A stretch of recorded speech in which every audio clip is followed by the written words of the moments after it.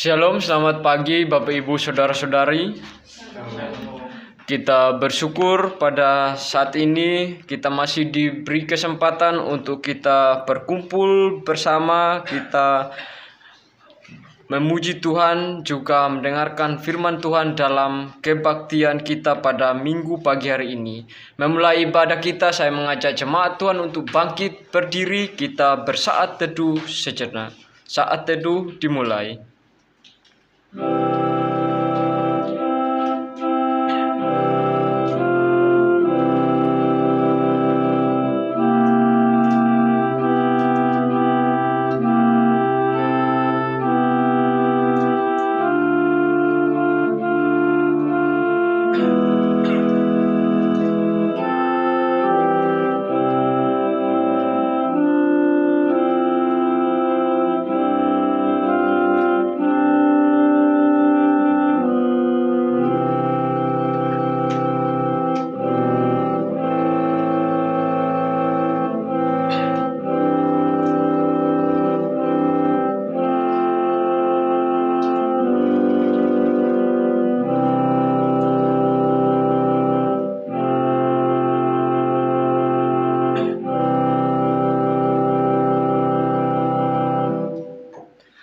Pertolongan kita adalah dalam nama Tuhan yang menjadikan langit dan bumi. Amin.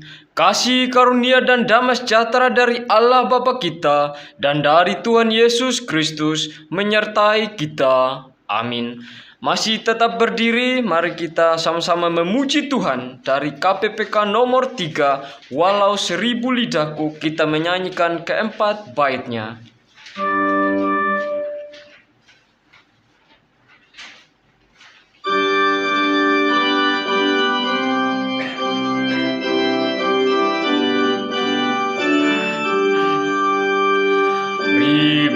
Lidah bernyanyi memuji Tuhanku, memuji Raja yang mulia dengan kidung merdu. Bait kedua.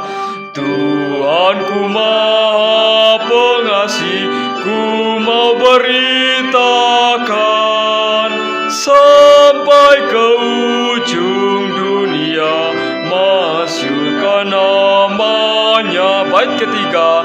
Namanya hapuskan takut, menghibur dosaku, membuat hati tenteram, mantapkan jiwaku. Bait keempat.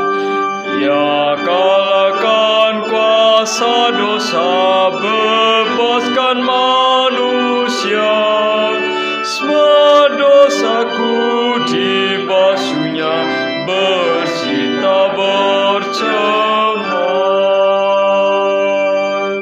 Mari kita bersatu di dalam doa. Kita berdoa. Segala puji dan syukur kami haturkan kehadirat-Mu Bapa di surga, atas segala cinta kasih, penyertaan, perlindungan Tuhan. Secara khusus 1 minggu lamanya Tuhan telah menyertai kami dalam setiap apapun yang kami kerjakan dalam kehidupan kami hari lepas hari. Bapa di surga, kami bersyukur Tuhan pada kesempatan hari ini. Tuhan mengizinkan kami untuk kami bersama bersekutu, memuji, memuliakan, dan mendengarkan firman Tuhan melalui kebaktian kami pada pagi hari ini. Kiranya Tuhan menolong ibadah kami pada hari ini.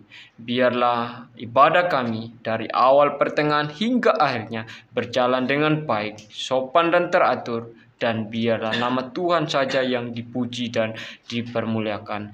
Kami berdoa kiranya Tuhan menolong setiap kami yang mengambil bagian dalam ibadah pada pagi hari ini. Kiranya Tuhan menolong kami, juga menolong pemberitaan firman Tuhan yang sebentar lagi disampaikan oleh hamba Tuhan. Kami berdoa kiranya Tuhan menyingkirkan kuasa jahat yang ingin mengganggu akan berlangsungnya ibadah kami, sehingga ibadah kami berjalan dengan baik, dan biarlah kemuliaan Tuhan yang kami puji dan permuliakan. Bapa di surga, kami menyerahkan jam ibadah kami dari awal hingga akhirnya. Hanya di dalam nama Tuhan kami Yesus Kristus, kami telah berdoa dan bersyukur kepada Bapa di surga. Silakan duduk kembali. Bapak Ibu, tiba saatnya kita mendengarkan pembacaan 10 hukum Tuhan. Saya akan membacakan ke-10 hukum Tuhan yang terambil dari kitab Keluaran pasalnya yang ke-20 ayat 1 sampai ayatnya yang ke-17. Begini bunyi ke-10 firman Tuhan.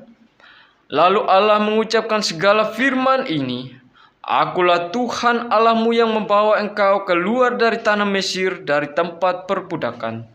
Jangan ada padamu Allah lain di hadapanku.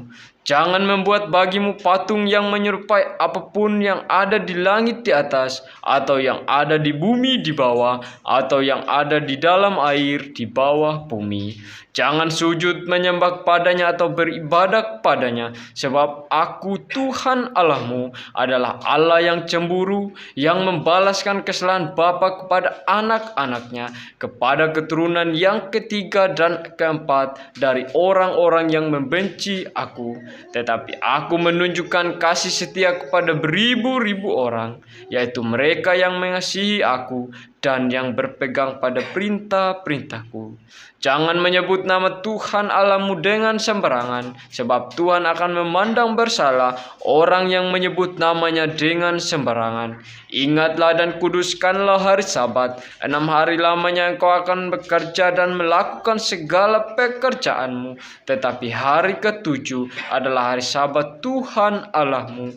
Maka jangan melakukan sesuatu pekerjaan, engkau atau anakmu laki-laki, atau anakmu perempuan, atau hambamu laki-laki, atau hambamu perempuan, atau hewanmu, atau orang asing yang di tempat kediamanmu.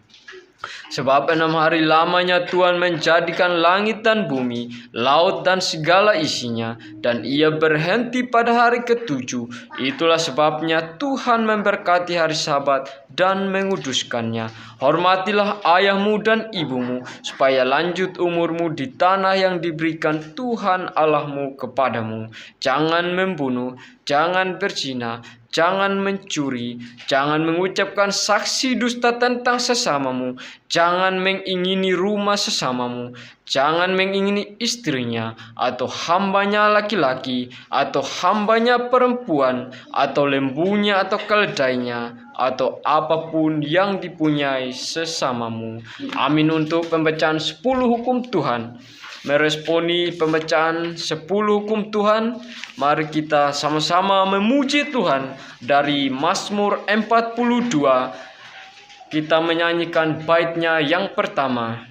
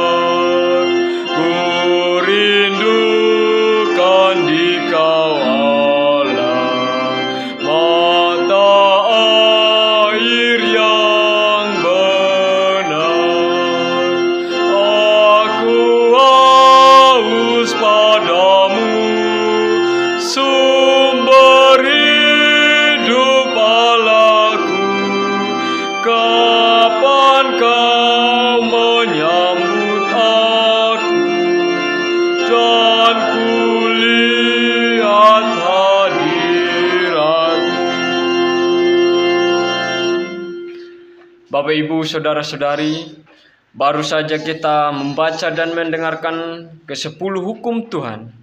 Sadar atau tidak sadar, dalam kehidupan kita melakukan dosa, baik secara sengaja maupun tidak sengaja. Oleh karena itu, mari kita dalam kesempatan ini memohon pengampunan daripada Tuhan. Juga kita berdoa untuk pembaruan hidup dan mohon pencerahan Roh Kudus. Mari kita bersatu di dalam doa. Kita berdoa. Bapa di surga, kami kembali bersyukur kepadamu Tuhan. Kami telah membaca dan mendengarkan ke-10 hukum Tuhan. Ketika kami melihat diri kami ya Tuhan, kami bercermin di dalamnya, kami sadar ya Tuhan, kami adalah manusia yang tidak luput dari salah dan dosa. Tidak sedikit pun kami mampu untuk melakukan setiap apa yang Tuhan titahkan dalam 10 hukum Tuhan. Kami melakukan dosa ya Tuhan, baik secara sengaja maupun tidak sengaja, melalui pikiran kami, perkataan kami, tingkah laku kami ya Tuhan. Kami sudah menjauh daripada Tuhan. Kami menyakiti hati kudus-Mu Tuhan. Terlebih juga kami menyakiti hati sama manusia kami. Kiranya Tuhan yang mengampuni kami, dan biarlah kami boleh hidup di dalam Tuhan. Kiranya Tuhan yang menjauhkan segala dosa-dosa kami, dan biarlah kami boleh layak untuk kami datang ke hadirat Tuhan dalam kebaktian kami pada hari ini. Biarlah Tuhan juga yang terus memampukan kami, sehingga kami boleh hidup berjuang melawan dosa. Bapa di surga, kami juga memohon pembaruan hidup dalam setiap kehidupan kami. Biarlah kami menjadi anak Tuhan yang mencerminkan gambar Tuhan melalui kami, dan biarlah kami boleh terus setia melakukan apa yang Tuhan kehendaki. Bapa di surga, kami juga memohon pencerahan Roh Kudus di dalam kebaktian kami hari ini, juga di dalam kehidupan kami. Biarlah kami boleh dicerahkan oleh pekerjaan Roh Kudus, sehingga kami boleh setia di dalam Tuhan.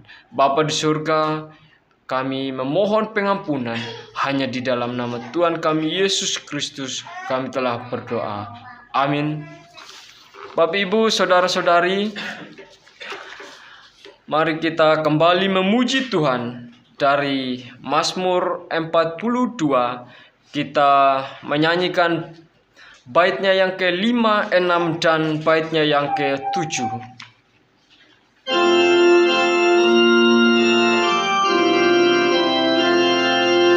Kelima, sekiranya kasih Tuhan dini hari nyatalah,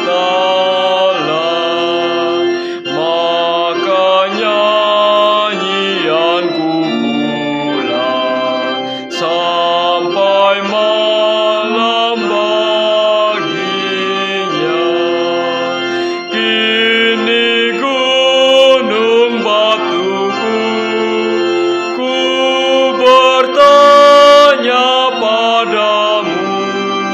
sudah kau tinggalkan daku, sudah lupakan hamba-Mu. Bait ke-6. Tak kau lihat ku berkabung, ku semakin dikepung. Pihak-Mu sudah berkabung, dan gaduhnya mendengung. Siang malam ku dengar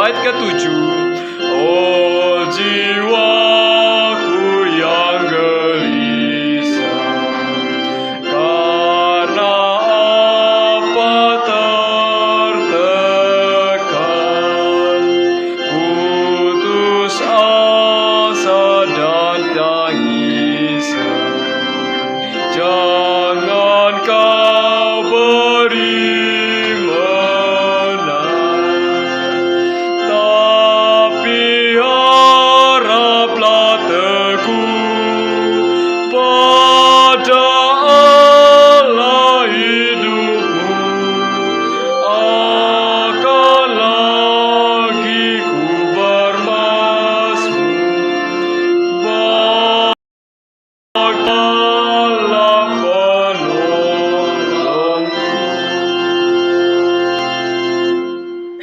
Tiba saatnya kita mendengarkan pembacaan firman Tuhan yang akan dikhotbahkan. Kepada yang bertugas saya persilakan.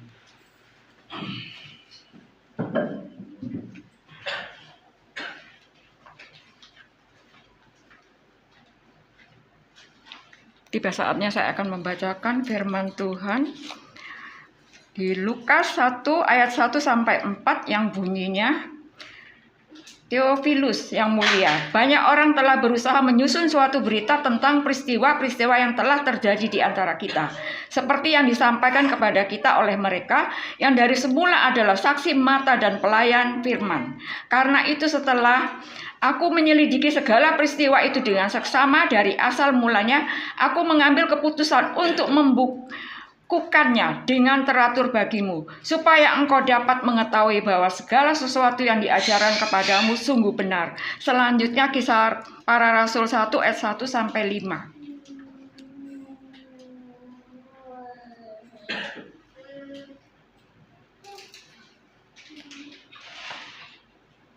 Yang bunyinya, hai Theophilus, dalam bukuku yang pertama aku menulis tentang segala sesuatu yang dikerjakan dan diajarkan Yesus sampai pada hari ia terangkat, sebelum ia telah memberi perintahnya oleh Roh Kudus kepada rasul-rasul yang dipilihnya.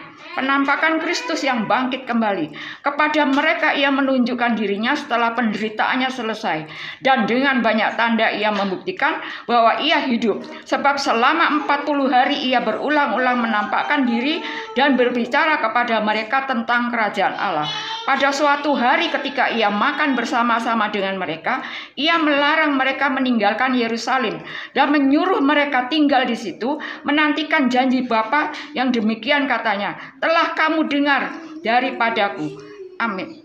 Sebab Yohanes membaptis dengan air, tetapi tidak lama lagi kamu akan dibaptis dengan Roh Kudus. Amin.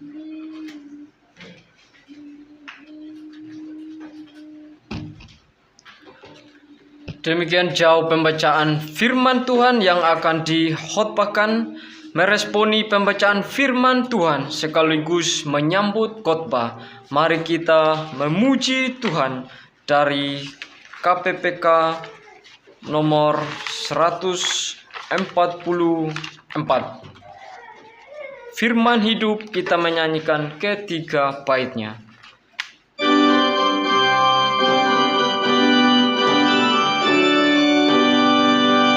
Firman Khalik semesta, ajaib firman hidup yang mengasuh makhluknya, ajaib firman hidup. Bimbingannya tepat bagi orang sesat.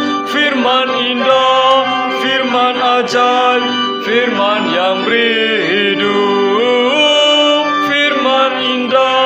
Firman ajaib, firman yang beri hidup. Bait kedua, firman Putra mulia, ajaib firman hidup, menyampaikan kurnia, ajaib firman hidup. Oleh darah yang kudus, dosamu ditebus. Firman indah, firman ajaib, firman yang beri hidup. Firman indah, firman ajaib, firman yang beri hidup. Baik ketiga, beritakanlah Injilnya, ajaib firman hidup, yang beri damai sentosa, ajaib firman hidup. Yesus Kristus Tuhan yang beri pengharapan. Firman indah, firman ajaib, firman yang beri hidup. Firman indah, firman ajaib, firman yang beri hidup. Kepada hambanya dipersilakan.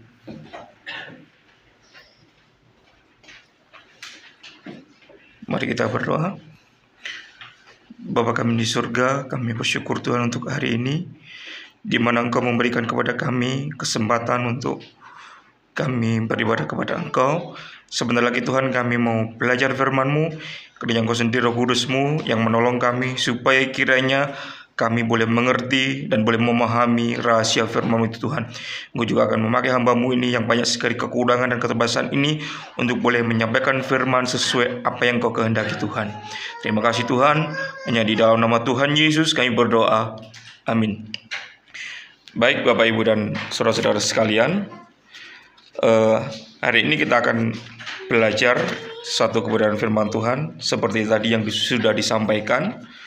Baik itu dibacakan di dalam Injil Lukas pasal yang pertama, ayat yang 1 sampai ayat yang keempat, dan Kisah Para Rasul. Bapak Ibu dan saudara-saudara, hari ini kita akan melihat bagaimana kebenaran yang sejati itu seperti apa. Kitab yang kita baca tadi yaitu kitab Injil Lukas, yaitu ditulis oleh seorang yang bernama Lukas. Siapa itu sebenarnya Lukas?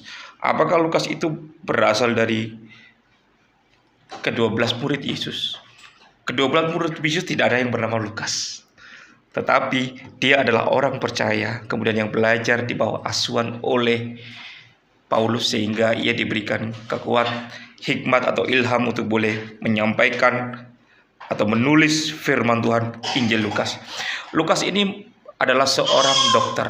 Pada seorang dokter di mana keterampilan yang dia miliki pada saat zaman itu, ia adalah seorang tabib. Kita bisa melihat di dalam Kolose dan 2 Timotius dan yang lain-lainnya, kita melihat bagaimana hubungan antara Paulus dengan Timotius. Hubungannya sangat dekat, yaitu seperti seorang bapak kepada murid-muridnya, atau guru kepada murid-muridnya, atau bahkan juga bapak kepada anaknya. Ini adalah merupakan bagaimana kehidupan dari seorang tokoh Lukas. Bahkan dia juga belajar secara langsung teologi dari Rasul Paulus sendiri. Bukan sebagai itu saja, dia sebagai seorang saint. Ia seorang saint. Pada saat zaman dahulu, seorang tabib itu bukan orang yang sembarangan, tetapi dia adalah seorang intelektual, dia adalah seorang cendekiawan, sehingga pada saat dia seorang tabib harus mengerti bagaimana anatomi tubuh manusia untuk menyembuhkan orang sakit ini seperti harus diobati. Itu belajar sebagai seorang tabib pada saat zaman itu bukan sesuatu hal yang sangat mudah, tetapi kita melihat sangat sulit sekali dengan keterbatasan informasi, keterbatasan alat tulis, bahkan mungkin sangat sulit ilmu yang disampaikan itu. Tetapi bersyukur Paulus dengan anugerah Tuhan, Lukas dengan anugerah Tuhan, dia bisa mempelajari itu semuanya. Ini adalah bagaimana kehidupan, bagaimana garis besar kehidupan dari seorang Lukas. Yang selanjutnya, kitab Injil Lukas dan kitab Injil Kisah Para Rasul ini ditulis Lukas kepada seorang Theophilus yang mulia. Theophilus itu adalah bukan seorang sembarangan di dalam dunia pada saat zaman itu.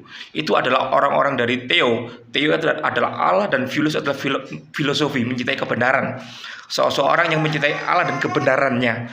Kalau kita dalam konteks ini, Theophilus itu bukan dari kalangan orang percaya pada saat itu, tetapi dia memiliki jabatan-jabatan tertentu di Yunani atau di Kekaisaran Romawi pada saat itu.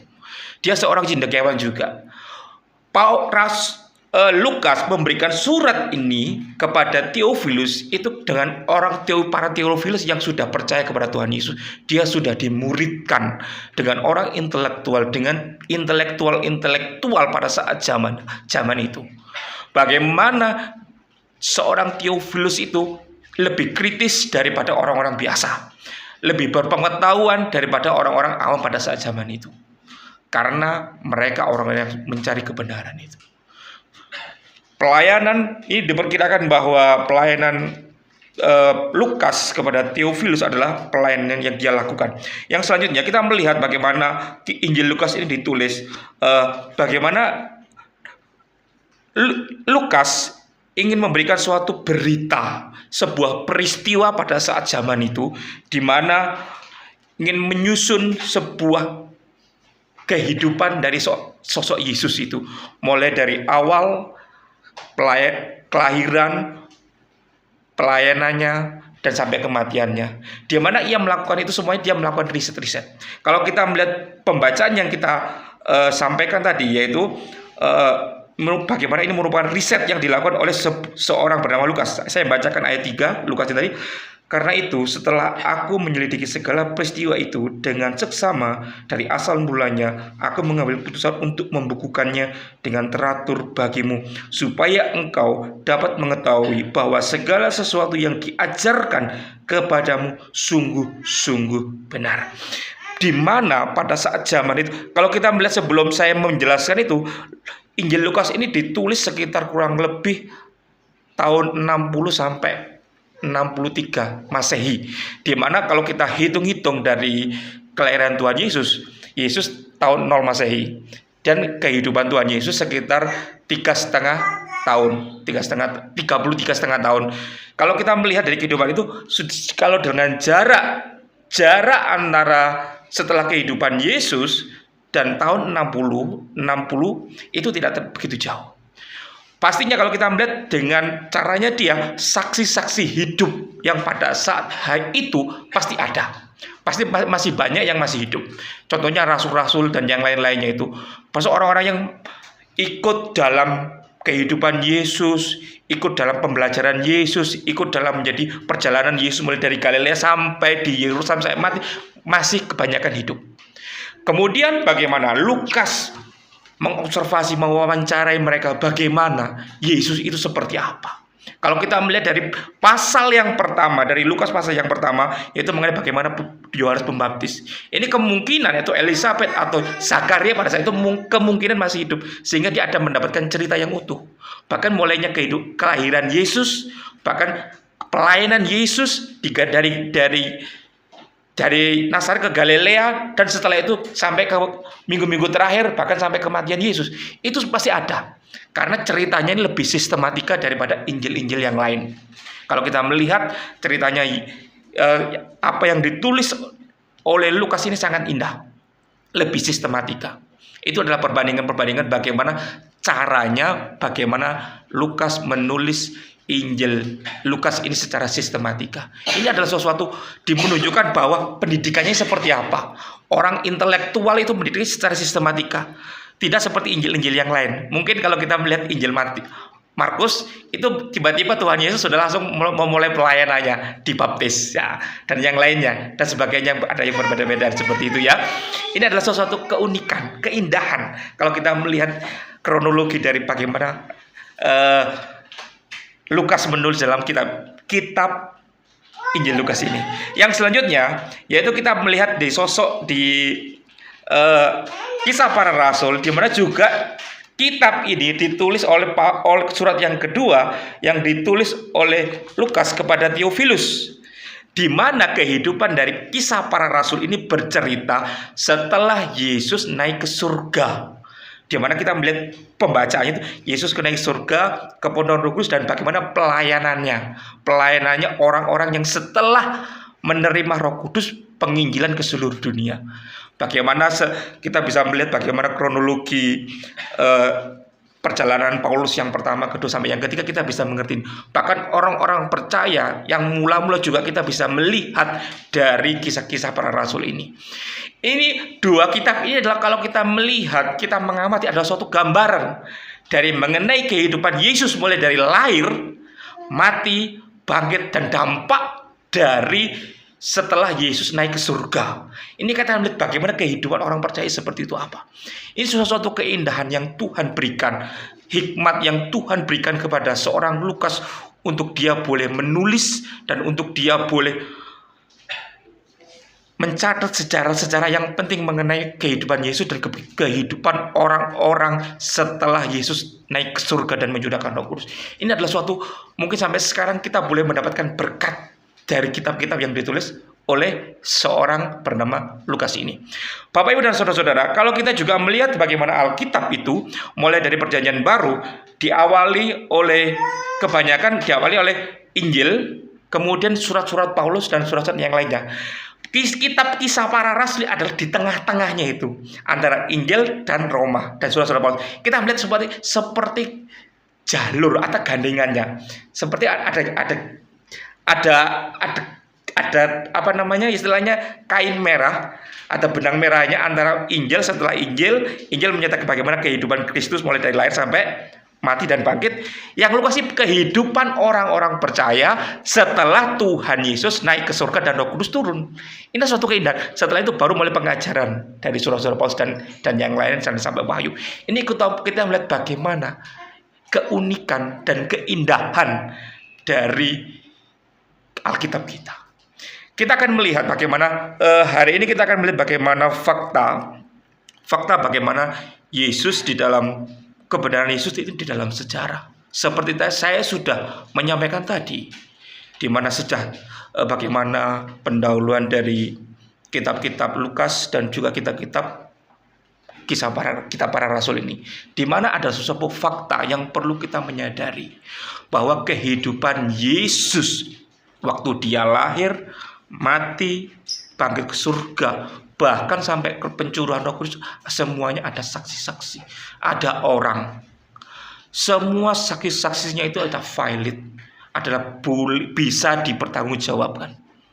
Karena kalau kita melihat sebuah berita atau sebuah kebenaran, kalau ada sesuatu saksi satu atau dua orang, itu menunjukkan bahwa kesaksian orang itu benar.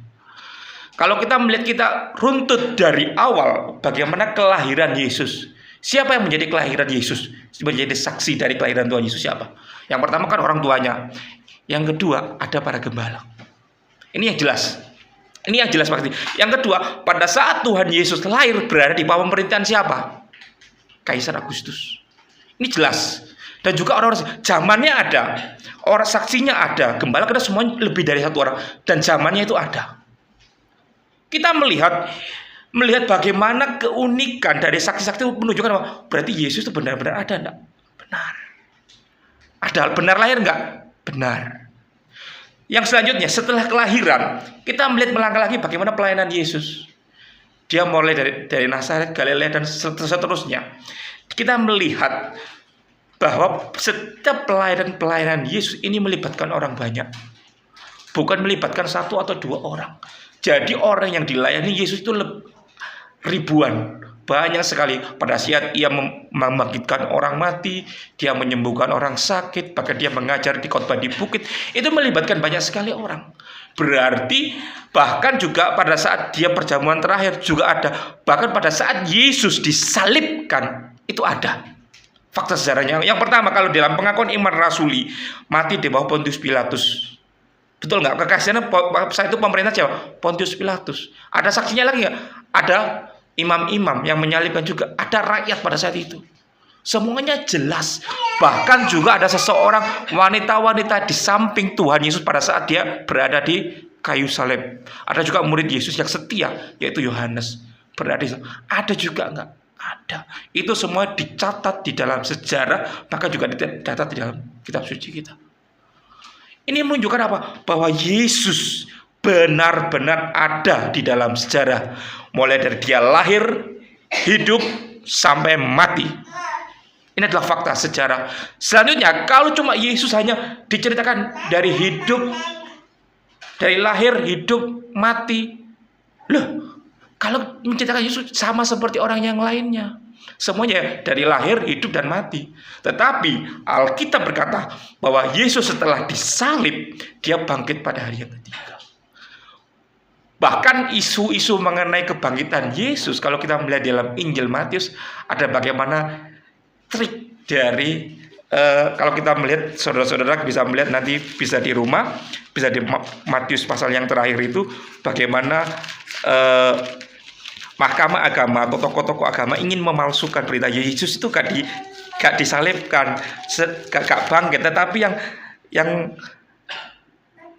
yang menyuri itu ada murid-muridnya. Ya, kalau semuanya kita percaya, mungkin ada orang seperti itu. Itu bukan Yesus yang dibangkit, tapi dicuri. Itu ada. Tetapi gini, mungkin orang lain bilang, tetapi kita bisa melihat Yesus setelah dia mati dan bangkit, dia masih menemui orang-orang murid-muridnya selama 40 hari setelah dia kebangkitannya. Kalau dia masih, pasti kalau kita melihat teks Alkitab, kalau dia seumurnya dicuri oleh murid, pasti tubuhnya masih sakit. Bekas luka tusuk lambungnya masih ada juga. Bekas pakunya ada. Mungkin masih berdarah-darah, belum sembuh. Tapi pada saat Alkitab berkata, Yesus pada saat dia kebangkitan, Yesus bangkit itu seperti orang biasa, walaupun bekasnya masih ada, tetapi sudah nggak sakit. Kalau kita melihat secara analisis medis itu sudah seperti orang sembuh, tapi bekasnya ada. Ini menunjukkan apa? Kalau itu berarti Yesus itu benar-benar bangkit. Kalau orang bilang kalau seumanya selama itu dia belum sembuh seumanya digambarkan orang lain dusta makam betul. Sebelum dia belum sembuh, maka selama 40 hari pasti dia sudah pingsan-pingsan. Dengan bagaimana Yesus menampakkan dua murid Yesus berjalan dari Yerusalem ke Emmaus dan yang lain-lain, dan waktu di perahu dan yang lain-lain juga sama. Pasti sudah mati kalau manusia biasa, kalau nggak bangkit, kalau semuanya dicuri saja. Tetapi fakta sejarah, orang-orang kesaksian itu ada, yaitu semuanya mereka bisa hidup benar-benar. Yesus itu bangkit dari kematian dan dia itu hidup. Ini adalah sesuatu hal yang perlu semuanya ada saksinya, enggak? Ada. Saksinya yaitu murid-murid, pemerintahannya jelas, dan juga yang lain adalah orang-orang yang di sana melibatkan ratusan bahkan ribuan orang pada saat itu. Bapak Ibu dan saudara-saudara, bukan hanya sampai di situ saja. Bagaimana cerita mengenai Yesus yang ditulis oleh Lukas. Tidak hanya Yesus lahir, hidup, mati, bangkit, tetapi ada dampak setelah Tuhan Yesus lahir, setelah Tuhan Yesus naik ke surga. Itu adalah yang dampaknya apa? Kalau kita melihat pada ayat yang kita baca tadi, yaitu ayat yang di dalam Kisah Para Rasul. Setelah itu saya akan membacakan selanjutnya ayat yang keempat. Pada suatu hari ketika ia makan bersama-sama dengan mereka, yaitu Yesus ya, ia melarang mereka meninggalkan Yerusalem dan menyuruh mereka tinggal di situ menantikan janji Bapa yang demikian telah kamu dengar daripadaku, sebab Yohanes membaptis dengan air, tetapi tidak lama lagi kamu akan dibaptis dengan Roh Kudus. Yaitu dimana kalau kita kembali ke teks dalam hari Pentakosta pasal yang kedua, setelah orang-orang itu Yesus naik ke surga, itu dimana adalah pencurahan Roh Kudus, dimana orang-orang rasul-rasul yang ada itu mengalami pencurahan Roh Kudus, mereka berbahasa roh, dan mereka juga pada saat bukan berbahasa roh lagi, mereka boleh memberitakan Injil, bersemangat untuk boleh memberitakan Injil, kepada orang-orang di Yerusalem pada saat hari itu. Ini adalah dampaknya. Bukan hanya setelah kebangkitan saja berhenti sudah, tetapi dampak dari Tuhan Yesus setelah dia naik ke surga, ada Roh Kudus yang masuk, yang ada di dalam hati kita masing-masing, yang dicurahkan kepada orang-orang percaya pada saat hari Pentakosta. Setelah dibaca bagaimana efek dan dampak orang-orang setelah hari Pentakosta itu, mereka adalah pertama berani memberitakan Injil kepada orang-orang di luar sana. Ini adalah sesuatu dampak. Ini adalah dampak bagi orang-orang, dampak bagi kita, sehingga kita boleh mendengarkan berita Injil itu. Kita boleh melihat itu. Dampaknya apa? Setelah Yesus bangkit, ada. Ini adalah fakta. Kalau semuanya ada mungkin berita-berita yang lain bahwa Yesus itu tidak mati dan sebagainya. Kalau kita mempercaya hal itu, kita tidak melihat secara komplit. Kita adalah orang yang kasihan. Karena kehidupan Yesus dan dampak setelah Yesus sungguh sangat luar biasa. Bapak, Ibu, dan saudara-saudara sekalian, ini adalah dampak Yesus setelah dia naik ke surga. Semua orang bisa memberitakan Injil. Mulai dari Yudea, Yerusalem, Yudea, Samaria sampai ke ujung bumi. Bahkan juga sampai pada saat kita hari ini. Ini adalah dampak dari kehidupan sosok Yesus ini. Seorang Yesus itu adalah bukan orang biasa, tetapi boleh mempengaruhi. Kalau semuanya seperti orang biasa, seperti orang-orang tokoh-tokoh penting di seluruh dunia setelah kehidupannya hidup, mati, ya mati terus. Kalau Yesus lahir, hidup, mati, bangkit dan naik surga, tetapi masih memberikan dampaknya kepada kita. Ini adalah sesuatu hal yang pasti kita mengerti. Bapak Ibu dan saudara-saudara, apakah kehidupan Yesus ini kalau kita ngomong desain, apa itu akademis? Alkitab yang kita baca akademis enggak? Kita melihat aja, setelah orang percaya kepada Tuhan Yesus, hidupnya pasti berubah. Dari kehidupan dulu rusak, bertobat sungguh-sungguh, ditolong oleh Roh Kudus untuk kehidupan lebih baik, semakin hari semakin, bukan satu orang, seluruh dunia. Bahkan juga dengan efek dari Yesus, dari kebangkitan Yesus, banyak sekali orang rela mati, mencucurkan darahnya untuk mati. Ini adalah fakta, Bapak Ibu dan saudara-saudara. Banyak rata-rata para martir, para rasul, murid-murid Yesus, kebanyakan mereka menjadi seorang martir, kecuali Yohanes. Yohanes adalah mati pada masa tuanya. Rasul Petrus mati disalib terbalik. Dan yang lain-lain. Paulus dipancung. Bahkan rasul yang paling jauh mati di India itu Thomas, dia dikulitin. Ini merupakan dari literatur sejarah gereja. Ini merupakan dari dampak Yesus itu sungguh sangat luar biasa. Bahwa menunjukkan bahwa Yesus itu adalah bukan orang sembarangan. Dia adalah orang hebat. Ini banyak saksi tadi. Saya bilang yang pertama, saksi-saksinya ada enggak? Melibatkan banyak orang enggak? Melibatkan banyak orang. Yang kedua, sejarah. Yesus juga di sejarah. Bukan hanya di dalam kitab kita. Di sejarah dunia, Yesus itu juga dicatat baik melalui itu peninggalannya ada. Kalau mungkin kita diberikan kesempatan untuk ke Yerusalem, kita akan melihat. Mungkin kalau kita diberikan anugerah Tuhan, kita ke sana, kita melihat bagaimana bukit Golgota itu seperti apa. Kandang Bethlehem tempat Yesus lahir itu ada. Buktinya ada.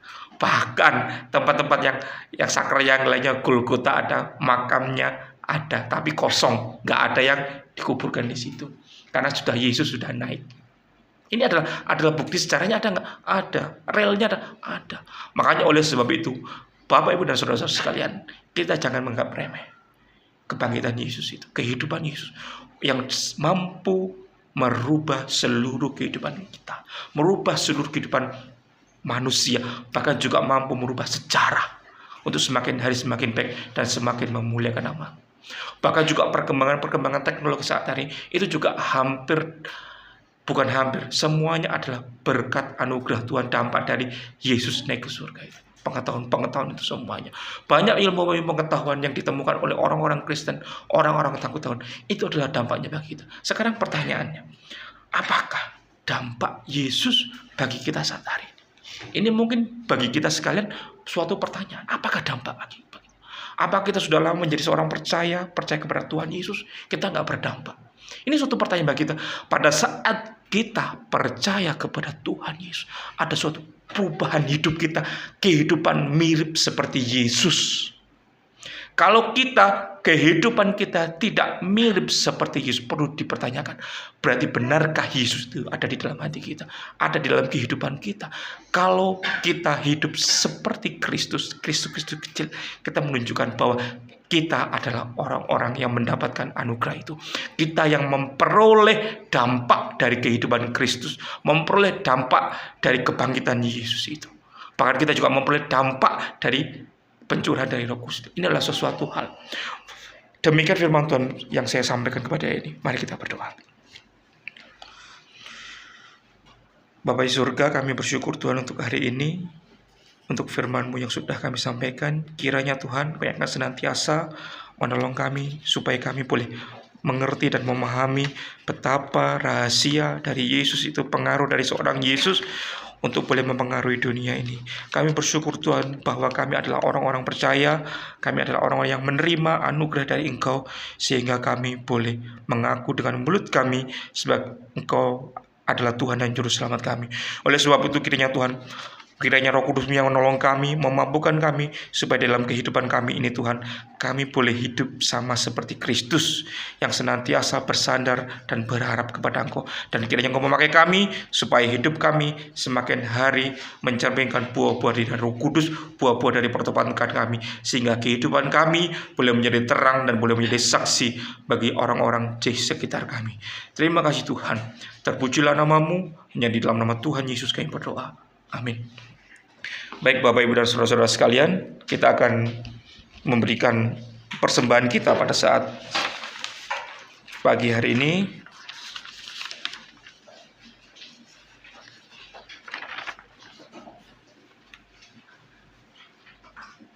Kita menyanyikan dari buku kita, yaitu Kitab Ajaib Firman-Nya itu. Kita menyanyikan keempat baitnya. Kepada yang bertugas saya persilakan untuk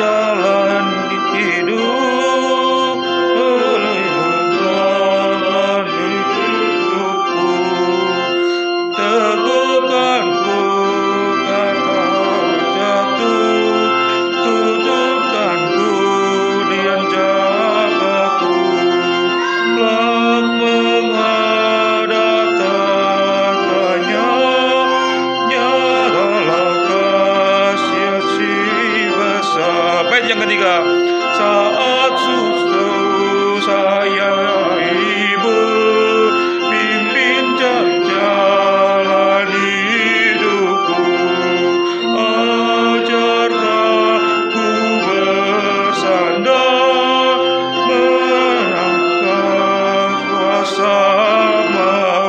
Baik yang keempat, keselamatan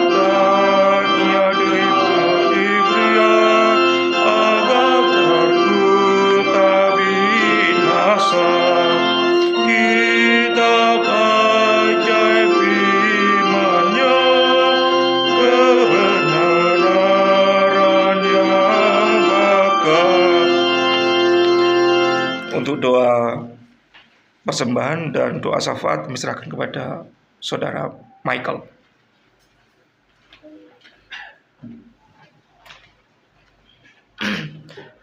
Baik saudara-saudara, kita akan masuk dalam doa syukur dan doa syafaat. Mari kita berdoa. Bapa di surga, kami kembali bersyukur pada Tuhan. Kami telah diizinkan oleh Tuhan untuk mendengarkan firman Tuhan. Kami telah belajar ya Tuhan dari kebenaran firman Tuhan. Biarlah apa yang telah kami dengarkan tadi boleh kami bawa pulang. Kami hidupi dalam kehidupan kami hari lepas hari. Bapa di surga, kiranya Tuhan berkati pelayan firman Tuhan yang telah berkhotbah hari ini. Berkati dalam tugas pelayanannya yang ada.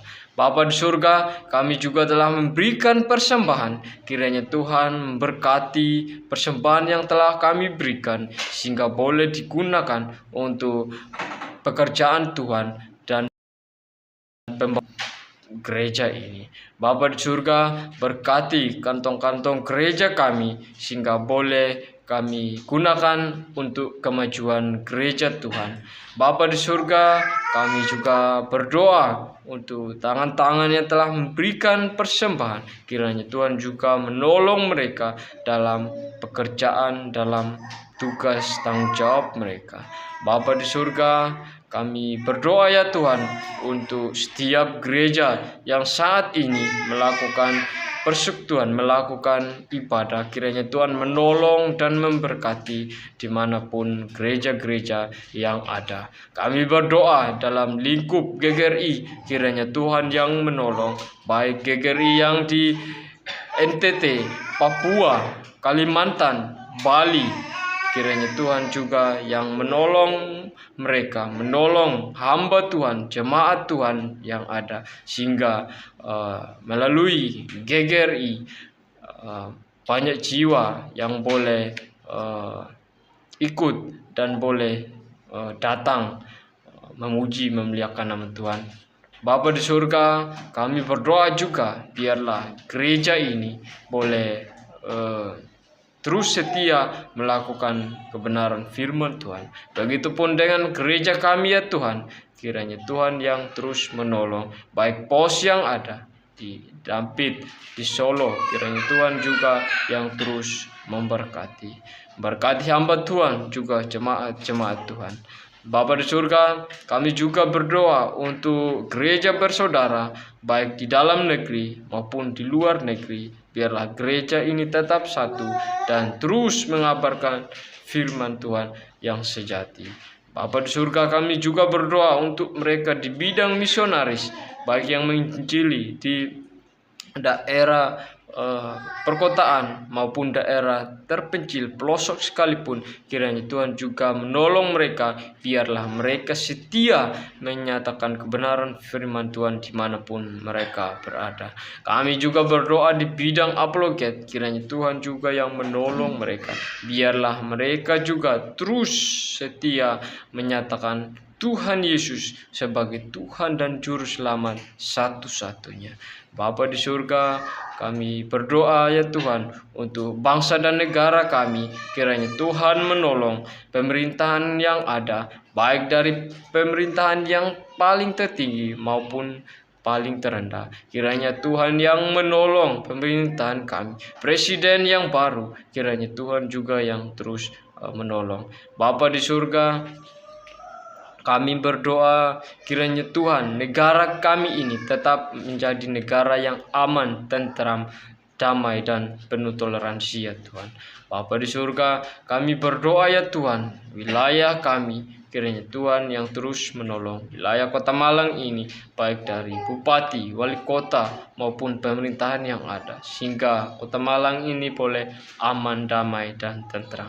Bapa di surga, sebentar kami akan berpisah dari tempat ini. Kiranya Tuhan menolong kami, berkati kami yang akan pulang. Kiranya Tuhan antarkan kami di tempat tujuan kami dengan selamat. Jikalau Tuhan kehendaki, kami boleh kembali pada minggu yang akan datang untuk kami boleh beribadah di tempat ini.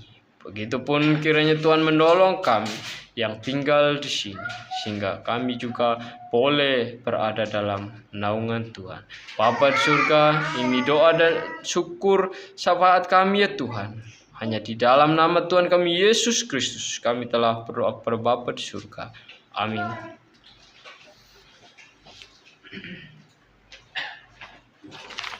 Baik Bapak Ibu dan saudara-saudara sekalian, saya undang semuanya untuk bangkit berdiri. Kita akan menyampaikan pengakuan iman rasuli. Aku percaya kepada Allah, Bapa yang Maha Kuasa, Khair langit dan bumi, dan kepada Yesus Kristus, Anak yang tunggal Tuhan kita, yang dikaruniai daripada Roh Kudus, lahir dari darah Maria, yang menderita sengsara di bawah pemerintahan Pontius Pilatus, disalibkan, mati, dan dikuburkan, turun dalam kerajaan maut. Pada hari yang ketiga, bangkit pula dari antara orang mati, naik surga, duduk di sebelah Allah Bapa yang Maha Kuasa, dan dari sana Ia akan datang untuk menghakimi orang yang hidup dan yang mati. Aku percaya pada Roh Kudus, gereja yang kudus dan am, persekutuan orang kudus, pengampunan dosa, kebangkitan tubuh, dan hidup yang kekal. Amin. Kita akan mengakhiri ibadah saat ini, kita menyanyikan doksologi.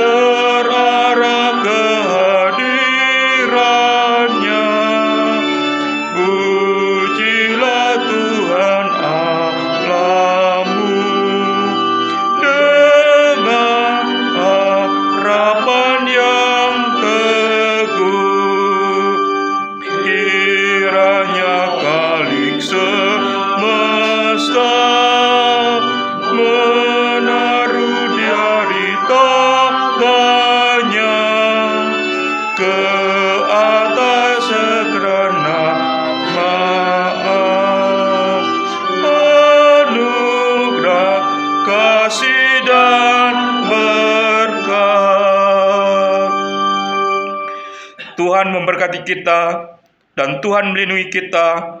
Tuhan menyinari kita dengan wajah-Nya dan memberi kita kasih karunia.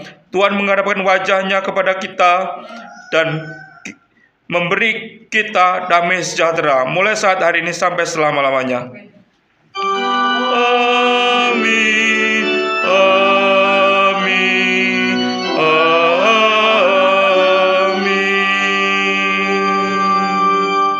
Silakan duduk, saat teduh ibadah selesai.